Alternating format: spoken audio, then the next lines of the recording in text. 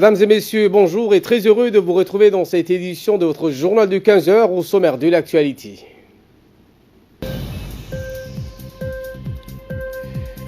Le chef de l'État, Ismaël Omar Guelleh, a participé à une soirée commémorative du 40e anniversaire des établissements diplomatiques entre la République de Djibouti et la Chine. L'Afrique australe se prépare à affronter le cyclone Kenneth. Voilà pour les titres. Merci si vous nous rejoignez sur Télé Djibouti. Le président de la République, Ismaël Omar Guelleh, qui est arrivé en début de soirée en Chine, a été accueilli au Kempinski du Pékin par l'ambassadeur de Djibouti en Chine, Abdullahi Meghil, des officiels chinois, dont le vice-président du Sénat, des représentants du corps diplomatique accrédité à Beijing, ainsi qu'une centaine d'étudiants djiboutiens.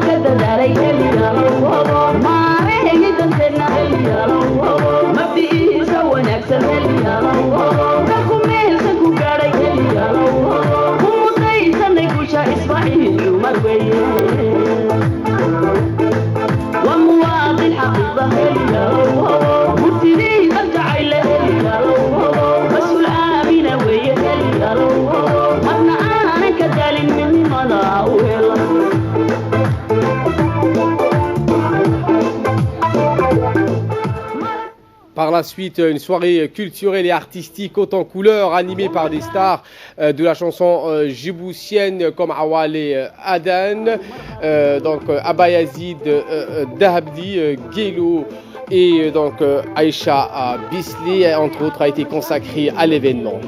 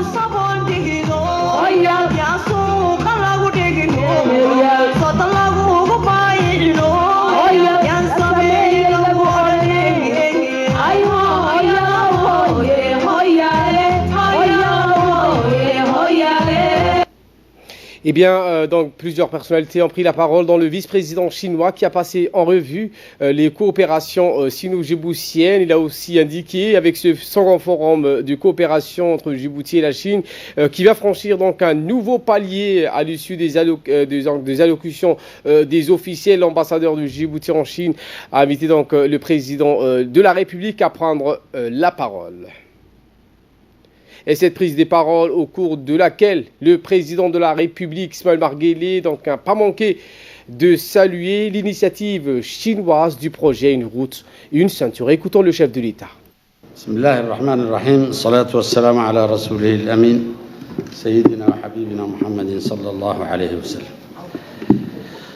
Monsieur Liu Qibao, vice-président du comité national de la conférence consultative politique du peuple chinois, Madame Li Xiaolin, présidente de l'association du peuple chinois pour l'amitié avec l'étranger, Mesdames et Messieurs, ambassadeurs, distingués invités, Assalamu alaikum wa rahmatullahi wa barakatuh. C'est avec un plaisir et un honneur immense pour moi et pour ma délégation de me retrouver parmi vous pour commémorer ce double événement. Il s'agit bien entendu de la commémoration du 40e anniversaire de l'établissement des relations diplomatiques entre nos deux pays et de façon anticipée la commémoration du 42e anniversaire de notre indépendance nationale. Je voudrais profiter de ce contexte pour mettre en valeur la souveraineté de nos deux nations, car c'est cette souveraineté chèrement acquise qui sert de phare à nos deux peuples sur le chemin de son avenir. Et c'est cette souveraineté jalousement préservée qui permet à nos deux nations d'élargir et d'intensifier notre coopération. Mesdames et messieurs, mon pays, Djibouti, un tout petit pays, a tout à apprendre de votre pays, la Chine, un géant. Pas seulement par sa taille et sa démographie, mais aussi et surtout par son histoire, par son prestige et par son influence.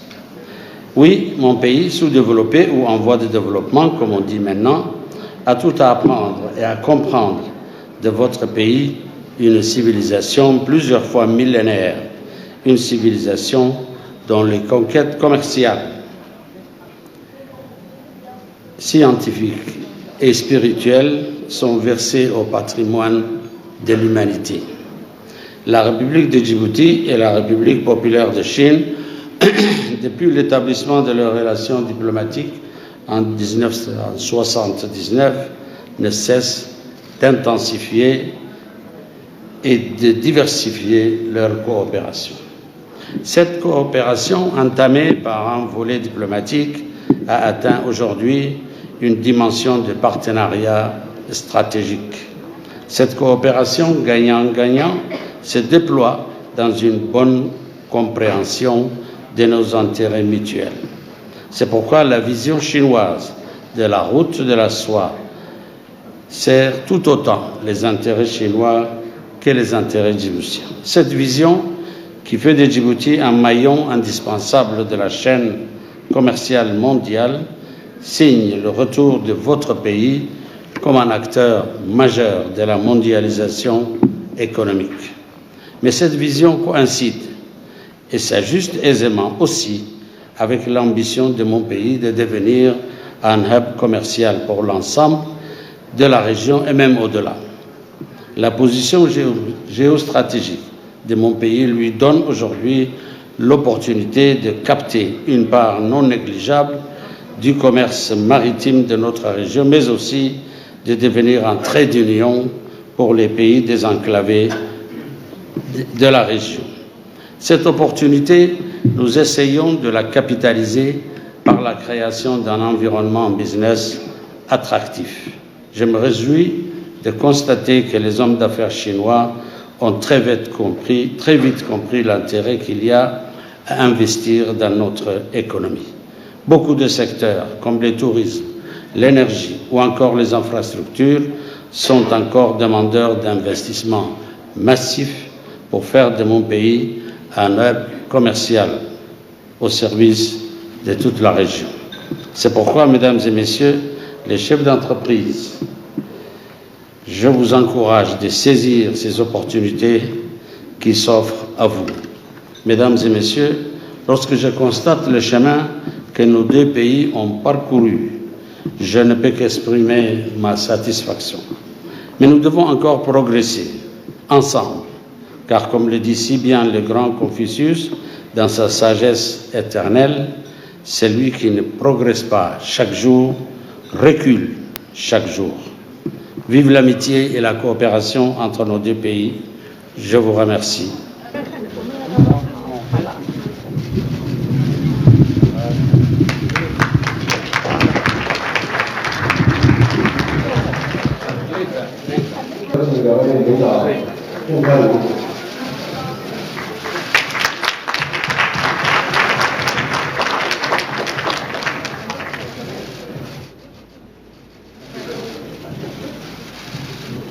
Et en marge du deuxième sommet de l'initiative intitulée Route de la soie, le président de la République a eu une série d'entretiens avec des dirigeants des grandes sociétés œuvrant dans notre pays. Ainsi, le président Guélé s'est entretenu avec le PDG de Poly GCL, M. Zou, sur l'état d'avancement du projet gazier, le pipeline entre Djibouti et l'Éthiopie, un projet qui, selon lui, devra être réalisé d'ici 5 ans. On s'attend à des importantes retombées financières de ce gazoduc.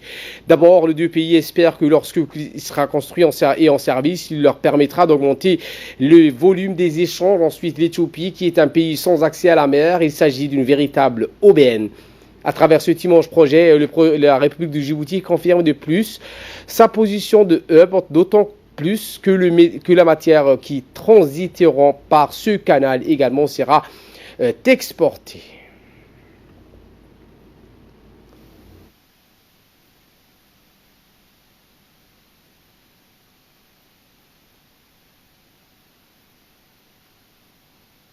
J'ai parlé avec le président l'état d'avancement de notre projet gazier à Djibouti. Nous sommes confiants, nous pourrons réaliser ce projet. Les préparations des travaux sont presque finies. On attend juste le commencement des travaux. Ça sera très bientôt. C'est un projet transfrontalier, mais aussi c'est un projet de tripartite éthiopien, égyptien et chinois. C'est un projet très stratégique. Ça va promouvoir les relations bilatérales entre le Djibouti et la Chine, mais aussi ça va promouvoir le bien-être et le développement économique, le bien-être du peuple djiboutien, mais aussi le développement économique du pays, surtout le changement de la structure de l'énergie à Djibouti. Vous allez utiliser l'énergie propre, surtout le gaz naturel, mais aussi peut-être les autres éoliens, les solaires, pour développer l'économie du pays. Ça sera stratégique pour le pays. Toujours dans la série d'entretiens, le président Guélé a reçu le PDG des sociétés CCECC, la China Civil Engineering Construction Corporation, et CRCC, la China Railway Construction and Corporation. Les deux filiales œuvrent déjà dans le domaine ferroviaire avec le nouveau chemin de fer. L'entretien avec le président de la République et les PDG de ces deux sociétés était essentiellement axé sur les réalisations et notamment la construction du chemin de fer djibouto-éthiopien qui, après une année en service, donne des résultats très satisfaisants. Le numéro 1 djiboutien et les responsables des sociétés chinoises se sont félicités de ces résultats. Autre point fort de cette rencontre, le centre de formation Luban, basé au lycée industriel et commercial de Djibouti, inauguré le mois dernier par le président Guélé. Il s'agit du premier du genre dans le continent, et ce afin de fournir une formation professionnelle aux lycéens de l'enseignement technique. Dans sa première phase, l'atelier va dispenser 4 spécialités pluridisciplinaires: l'exploitation et la gestion ferroviaire, l'ingénierie et la technique ferroviaire, ainsi que le commerce international et la gestion logistique. Enfin, il a été question des avancées sur la construction des tours jumelles sur la côte est de la capitale par CCECC.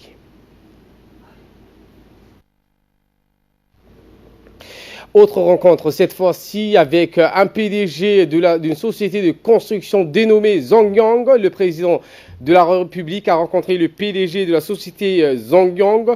Monsieur Yang donc compte construire à Djibouti 5000 logements pour aider le gouvernement dans sa politique d'accès au logement pour tous. Ainsi, lors de la rencontre, il a présenté au président de la République le plan de construction de ce 5000 logements. Yang était déjà venu à Djibouti pour discuter de ce grand projet qui ambitionne de construction de logements de tout type. Cet entretien avec le président de la République et la présentation de son plan est en quelque sorte l'aboutissement des démarches qui doivent donner lieu prochainement donc à la mise en œuvre de ce projet.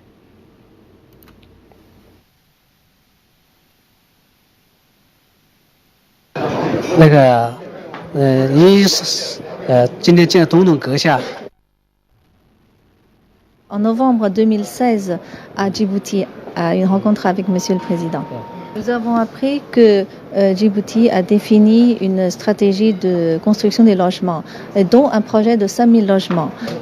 Nous sommes disposés à contribuer notre petite part dans le développement économique de Djibouti avec le biais de la route et la ceinture et apporter notre petite part dans le renforcement de l'amitié entre le peuple djiboutien et le peuple chinois. Le président Ismail Marguil a également reçu le PDG d'une société dénommée Société China Communication Construction, la CCCC, accomplit donc des méga projets en Afrique et dans le monde. Il a investi pour la construction du premier usine pour le sel au lac Assal qui va ouvrir ses portes prochainement. Cette première industrie en Afrique qui va industrialiser le sel pour exporter, une usine qui contribuera avec la création de plusieurs emplois et le développement du pays dans le secteur industriel.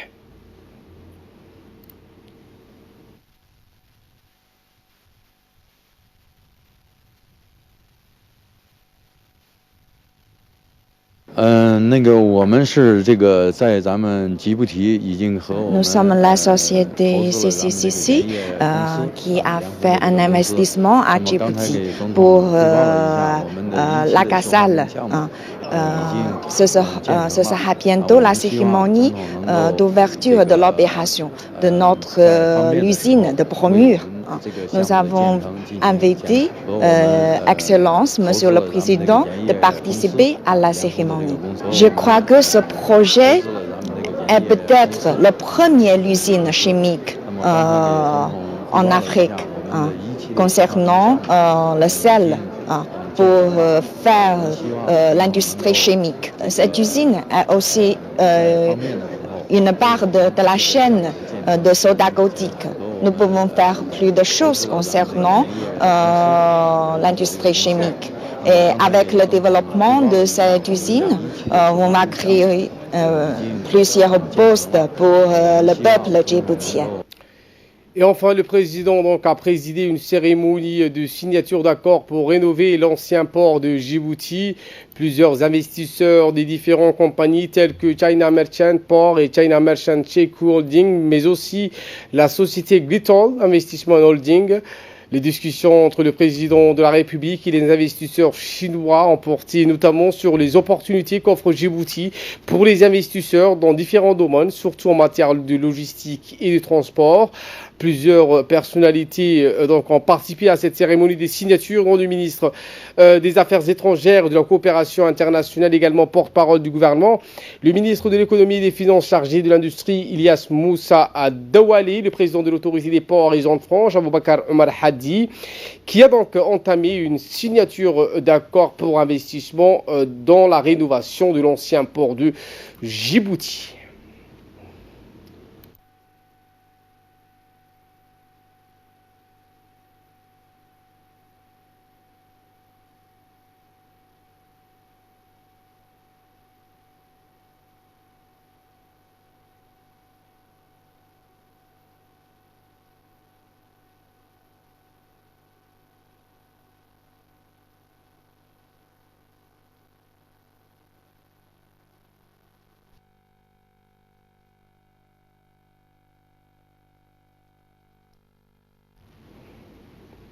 Retour à Djibouti, le ministre de l'Éducation nationale et de la formation professionnelle, Mostafa Mohamed Mahmoud, et son collègue délégué au commerce, Hassan Hamad Ibrahim, ont parrainé donc hier une cérémonie de remise d'équipements de maroquinerie au lycée industriel et commercial, des équipements composés de machines et autres outillages et matériel de couture et de traitement du cuir pour fabriquer des sacs, des chapeaux et d'autres objets en cuir ont été offerts par l'Institut du cuir du Comesa.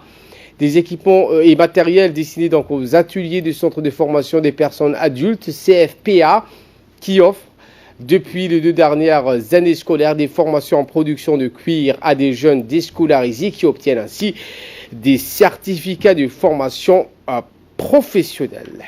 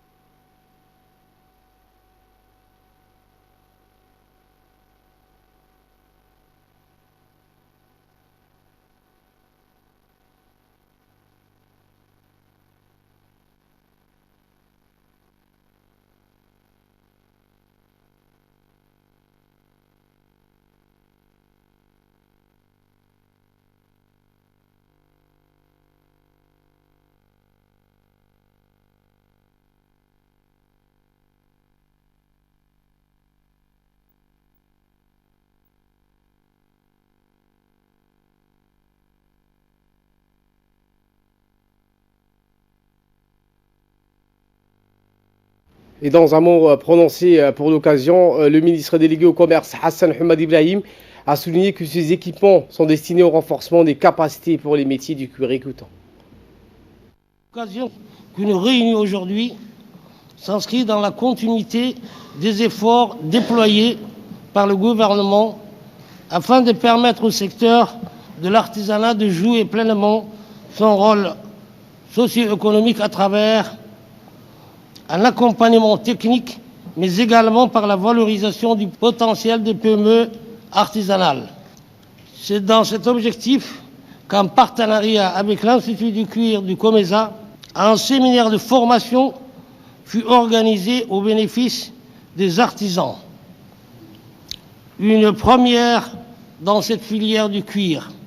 La formation s'est tenue dans le locaux de ces mêmes lycées techniques qui témoigne du rôle déterminant de la formation professionnelle dans la lutte contre la précarité et le chômage. Et le ministre de l'Éducation nationale et de la formation professionnelle, Mostafa Mohamed Mahmoud, a rappelé que ce don d'équipement fait suite aux 2 ateliers de formation organisés par le ministère du Commerce en collaboration avec le département du Comesa. Écoutons le ministre. Pour ce qui est donc de cette formation, il s'agit d'une formation vraiment très peu connue par nos jeunes et de manière générale par les Djiboutiens. Donc main dans la main, nous allons bien sûr parvenir sur plusieurs autres également formations à vraiment prévaloir et vraiment faire la formation de ces produits nationaux. En ce qui concerne bien sûr, comme vous l'avez très bien dit, les bénéficiaires de cette formation, il ne s'agit pas d'une formation pour cette formation, mais il s'agit bien sûr d'une formation pour après pouvoir bien sûr créer leur propre entreprise, créer bien sûr quelque chose, un surplus, un plus-value bien sûr sur le marché du travail. Donc il s'agira dans le cadre de cette formation, bien sûr une formation, mais en même temps une formation qui va être accompagnée par bien sûr toute une politique d'accompagnement pour que ces jeunes qui ont appris ce métier pour qu'ils puissent également bien sûr s'insérer sur le marché du travail. Et nous attendons bien sûr également votre accompagnement et votre appui pour cette 2e phase qui est bien sûr la phase la plus importante, qui est bien sûr comment ces jeunes qui ont bénéficié de cette formation riche puissent bien sûr être utiles et apporter un plus bien sûr sur le marché du travail. Et ces matériels seront bien sûr bien entretenus et on les utilisera à bon usage. Je vous emmène cette fois en Turquie où le ministre de l'Agriculture, de l'eau, de la pêche et de l'élevage et des ressources halieutiques, à la tête d'une importante délégation de son département, a entamé une visite officielle du 23 au 26. Cette visite faisait suite à une invitation de M. Bekir Pagmerdri, ministre turc de l'Agriculture et des Forêts. Le séjour de Awali en Turquie a été marqué par la signature d'un protocole d'accord dans le domaine de la météorologie appliquée par la revitalisation des zones agricoles et aux forêts. Cette cérémonie de signature a eu lieu en présence de l'ambassadeur de la République du Djibouti à Ankara, Aden Hussein Abdillahi, et plusieurs autres personnalités. Retour à Djibouti, cette fois le ministre délégué chargé à la décentralisation, Hamadou Mohamed Aramis, le conseil régional d'Obok, en partenariat avec la préfecture de la région et la coordination du système des Nations Unies, a organisé samedi à son siège une première réunion de concertation et de coordination entre les décideurs locaux et les partenaires au développement sur les programmes et projets mis en œuvre dans la région d'Obok dans les thématiques du développement et de l'humanitaire. Cette importante réunion, une première de son genre, a vu la participation aux côtés du président du conseil régional du préfet d'Obok, respectivement Mohamed Ismail, Hassan Dabi, et plus d'une cinquantaine de personnes, dont des membres du gouvernement. Le ministre délégué chargé de la décentralisation donc, a parrainé l'événement avec son collègue de la jeunesse et des sports, Hassan Mohamed Kamil, ministre de la région, la vice-présidente de l'UNFD, Mme Hasna Hamad Beli, l'ensemble des parlementaires de la région, les représentants de l'ensemble des organismes et des systèmes des Nations Unies et ceux des ministères sectoriels et techniques qui ont pris part également.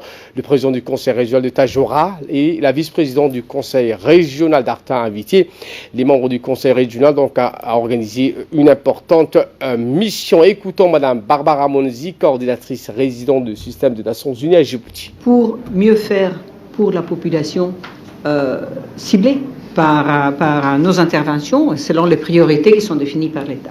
Minimiser les duplications, plaidoyer ensemble pour que les priorités que le gouvernement a identifiées pour tous les gens et les plus vulnérables d'abord deviennent la priorité pour tout le monde. On puisse avoir des financements adéquats aussi, que ça vient de l'État, que ça vient des bailleurs de fonds, que ça vient du secteur privé pour investir dans le futur de Bok. La vice-présidente de l'UNFD, Hasna Hamad Beli, donc, a évoqué dans son intervention la solidarité de l'organisation qu'elle représente envers les victimes des affres de la guerre. Écoutons. En effet, 3 ans après le début du conflit et des combats au Yémen, des milliers de Yéménites continuent de fuir les pays à la recherche de sécurité et de protection. De plus, des migrants de diverses nationalités quittent également la côte vers les régions du Golfe pour chercher un meilleur avenir. Djibouti est parmi le poignet de pays accueillant des réfugiés fuyant les conflits. Mesdames et messieurs, l'Union nationale des femmes djiboutiennes, suite à l'appel de solidarité lancé par son Excellence la Première Dame et présidente de l'UNFD, son Excellence Khadra Mahmoud Haïd, a été parmi les premières organisations à apporter leur soutien aux femmes et aux mères et enfants fuyant les atrocités de ces conflits. Le secrétaire d'État chargé de la jeunesse et au sport, Hassan Kamil Mohamed, qui a indiqué que la tenue de cette rencontre et la qualité du ministre de la région, que celle-ci soit organisée à Obok afin d'établir un partenariat bénéfique entre les organisations présentes pour promouvoir le développement à Haïou. Écoutons le ministre. Mesdames et messieurs, en tant que ministre de la région, je ne peux contenir ma joie, ma fierté d'une telle rencontre soit organisée ici, afin d'établir un partenariat prolifique et à long terme avec les institutions et organisations ici présentes pour promouvoir le développement de Haïou. Permettez-moi de remercier l'ensemble des autorités étatiques et non étatiques pour leur engagement dans le développement de la région, et ce conformément à la volonté politique du chef de l'État, son Excellence M. Ismail Omar Guelleh, qui a fait de la décentralisation son cheval de bataille et le meilleur moyen d'accompagner les transferts de compétences de l'État vers les localités territoriales, gage d'un développement globalisé et durable. Par ailleurs, Obok ne manque pas de ressources et d'opportunités de création d'emplois, et depuis quelques années, elle prend de l'envol grâce aux stratégies de développement initiées par le chef de l'État. Peut-on faire de Haïou une destination touristique très prisée quand on sait que l'industrie du tourisme et parmi les plus promoteurs en termes de développement économique. Aujourd'hui, c'est Obok. Je pense que mon collègue de la décentralisation pensera à conduire la même opération dans les autres régions. Enfin, pour clore cette série des allocutions, le ministre délégué chargé de la décentralisation, Hamadou Mohamed Aramis, a d'emblée tenu à affirmer que son département est sensible à l'organisation des réunions dans les régions. Écoutons. Non seulement cela nous change de réunions centralisées à Djibouti-Ville, mais cela aussi démontre l'intérêt grandissant pour les régions et la politique de la décentralisation. J'appelle donc à ce que ce genre d'initiative se renouvelle et se banalise. Pour revenir à l'événement du jour, je voudrais tout d'abord remercier les partenaires institutionnels et techniques qui ont répondu présents. À tous les partenaires qui sont impliqués dans le développement socio-économique de la région d'Obok, j'exprime la reconnaissance de mon ministère et celle du gouvernement. Car sans votre apport, Obok aurait eu beaucoup de mal à faire face à tous ces problèmes auxquels elle est confrontée. Ces problèmes, comme vous le savez, sont de nature différente. Que cela soit la sécheresse, les migrants ou encore les clandestins, ces problèmes se superposent et ébranlent la capacité de résilience des communautés locales. Ces communautés déjà précarisées par un taux de pauvreté record subissent de plein fouet la nouvelle donne. Avec le risque de dégradation des infrastructures socio-économiques que cela peut occasionner. Face à cette situation inédite pour les communautés, notre devoir, celui du gouvernement comme celui des partenaires, est de préparer une riposte appropriée. Et cette riposte, je suis persuadé, ne peut être efficace que si elle est coordonnée et planifiée. Cette riposte ne peut être efficace que si elle s'inscrit dans un élan participatif qui inclut et les communautés et les élus locaux avec tous les acteurs étatiques et les partenaires techniques. Et de là, nous passons aux nouvelles du monde. Écoles, aéroports fermés. L'Afrique australe se prépare à affronter le cyclone Kenneth. Le cyclone Kenneth a entamé sa course sur une partie de l'Afrique australe, partie de l'océan Indien au nord du Madagascar, il y a 3 jours. La tempête tropicale pourrait balayer le Mozambique, la Tanzanie et les Comores. Aux Comores, les premières secousses se sont fait sentir. Dans la nuit d'hier, des rafales de vent allant jusqu'à 140 km/h ont été enregistrées sur l'archipel, provoquant des éboulements de terrain, des inondations causant au moins 3 blessés selon les rapports des sites locaux. Voilà pour l'essentiel de ce 15h. Merci à vous de nous avoir suivis et très bon suivi des programmes sur Télé Djibouti.